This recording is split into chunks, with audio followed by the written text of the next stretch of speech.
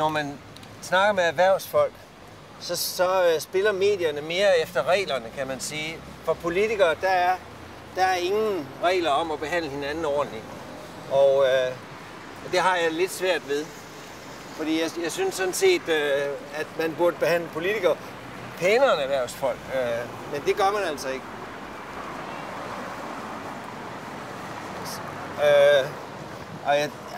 Man kan sige, at det at konkurrere med i hele mit arbejdsliv, der har jeg konkurreret med nogle af verdens største og mest professionelle virksomheder.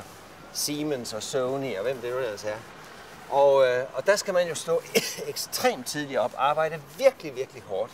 Men der er den forskel til det politiske liv, de spiller efter reglerne. Det vil du aldrig nogensinde se en medarbejder fra Siemens sige noget dårligt om en konkurrent. Du vil aldrig se en medarbejder fra Grundfos sige, at en pumpe kan noget, den ikke kan.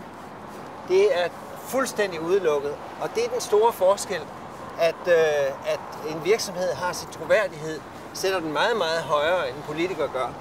Og det er grunden til, at der er den lede ved politikere, det er, at de bruger alle kneb.